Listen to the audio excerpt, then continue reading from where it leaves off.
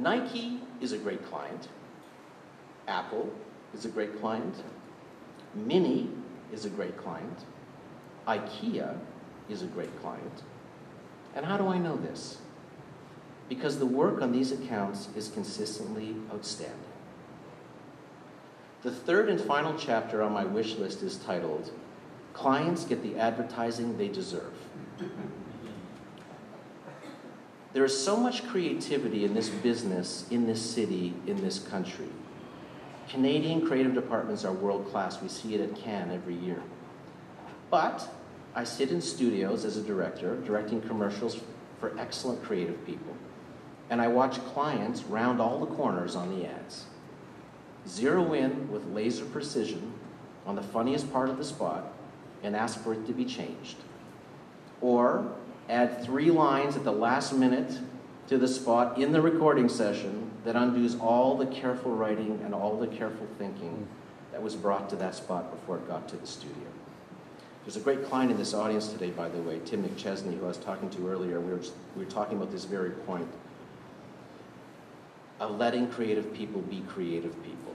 Because if clients keep dulling all of our work, the resulting spots go into the world half-baked. They just miss the mark. It's like running a race with a severe Charlie horse. Then listeners write in and tell us that they can't understand why commercials are so lame. They'll pick out the spots that I've worked on, ones that I have an intimate knowledge of, and point out where our spot was compromised. And it will be the exact moment where the client overrode their agency's instincts in the studio.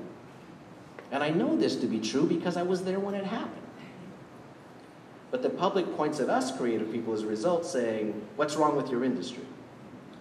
But many, many times, and sometimes we are to blame as a creative community, but many times it is our clients who are responsible. And nobody ever really says that out loud. They have to start trusting their ad agencies again. There was so much trust in going back decades in our business between client and agencies. They relied on us. They really cared about what we had to say, and they relied on our instincts. And somehow we lost that relationship along the way. George Lois, you got to read his books too, one of the great original madmen in our business, said to his client, when the client tried to change something, you make the matzo balls, I make the advertising. Like, he had a lot of bravado. I mean, that's how he got all that great work through. He was willing to fight for his work. To me, a great client asks their agency to shoot for the moon, gives them creative freedom, values the creativity that an agency can bring to a brand. The best client I ever worked for in my many years was for fiberglass pink home insulation. Because the client walked into the boardroom that very first day and said, I sell the most boring product in the world. Make me famous.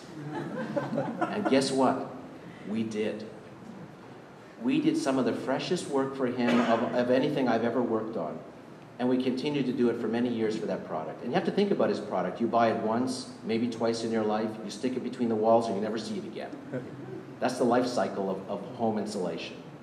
But the work we were able to do for him was unbelievable. He knew when to keep his hands off the work. If he had concerns, he'd talk to us about it. We'd have a real heart-to-heart. We'd talk about concerns, our instincts, our gut feelings, why we felt it was right. Sometimes he was unsure. Sometimes he was actually afraid. But we would talk it out. And he would always eventually say to us, okay, I hear you. I trust you. That's what I pay you for. And guess what? He went on to command over 70% of the insulation market. And all the spots won awards around the world. So you've got award-winning work just eating up the market share. Like, how great is that scenario?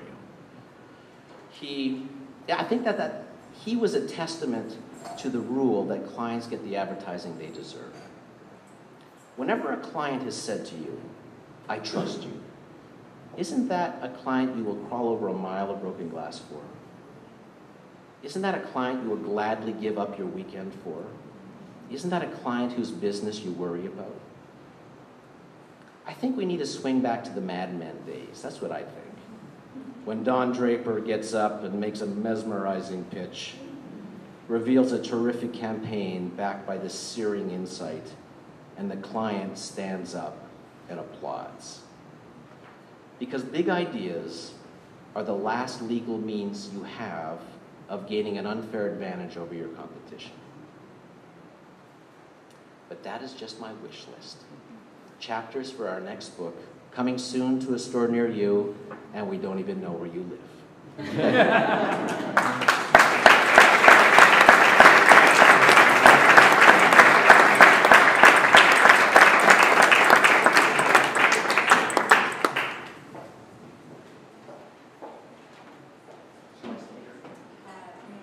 just going to set 30 seconds. We're going to set up for the Q&A. So, Carrie, why don't you just have a seat, and we'll call you back.